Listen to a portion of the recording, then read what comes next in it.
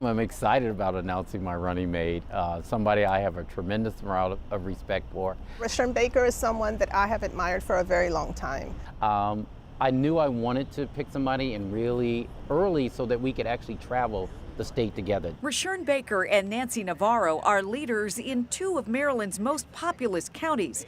But now they're teaming up across borders, seeking higher office to move the state forward. I had the benefit of picking somebody that I had known for years, I'd respected, in the three areas we talk about that are priorities: education, watching her work in public education in Montgomery County, but then watching the work on the council that she's done around economic development, around public safety and police reform. Nancy Navarro has had many firsts in her political career. The first Latina on the Montgomery County Board of Education and County Council, and the only woman still serving in that legislative body.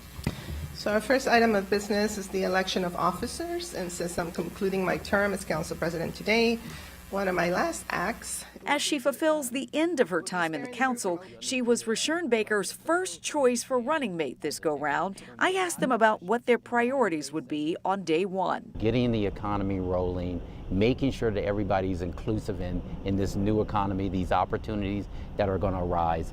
I think that's one of the first things that we want to do, along with public safety.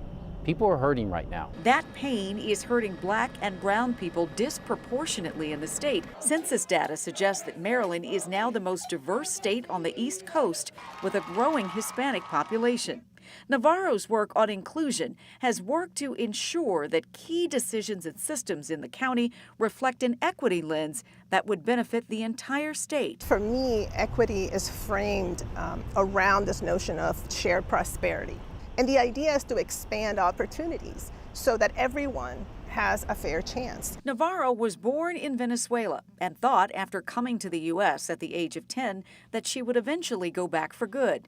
But destiny had other plans. She'd marry and have two daughters here in Maryland, working first for a nonprofit and then as a public servant. It's really important to do your best. It hasn't always been easy, but Navarro says politics should reflect people and possibilities. I also believe in occupying spaces to normalize a different way of being in politics, to show that there are other ways that you can enhance your community, that you can serve your community without resorting to all of that negativity. So tell me where we are.